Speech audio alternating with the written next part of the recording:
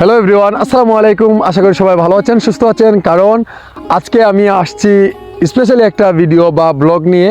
কারণ আমি গ্রামের ছেলে বা গ্রামে থাকতে পছন্দ করি, কিন্তু গ্রামের দৃশ্যটা আসলে খুবই সুন্দর, খুবই স্পেশালি একটা দৃশ্য। কারণ এই গ্রামের দৃশ্যর মতো আর দৃশ্য হতে পারে না আমি মনে করি।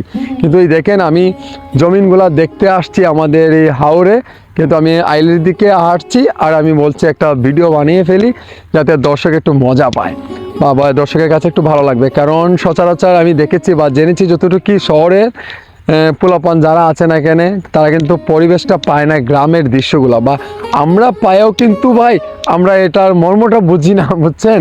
কারণ আমাদের এই হাওরে কিন্তু আমি কত বছরে আসছি আমি তা নিজেও জানি না আমার, মানে এটা।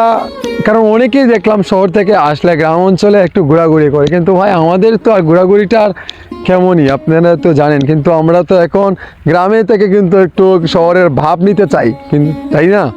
সো এই ভাবগুলা বাদ দিয়ে কিন্তু জমিনের দৃশ্যগুলো আসলে কেমন লাগছে আপনারা অবশ্যই জানাবেন। আমাদের হাওরের এই যে ধান ফসল খেতে, এই ফসল খেতে কত সুন্দর লাগছে, কত সবুজ শ্যামলের রং আপনারা দেখতে পাচ্ছেন। এটা আসলে খুবই একটা ভালো লাগার বিষয় ভাই।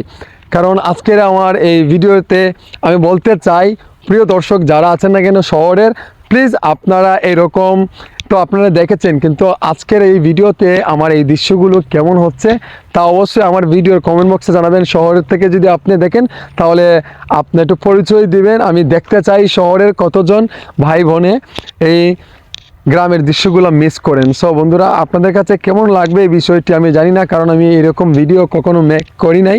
কিন্তু ফার্স্ট টাইম আমি এরকম ফসলের বা আমি ব্লগ ভিডিও বানাচ্ছি। কারণ ব্লগ ভিডিও মাঝে মাঝে বানানো হয়, কিন্তু এইরকম এই যে গ্রামের দৃশ্যটা আমাদের ধান ফসলে আসছি।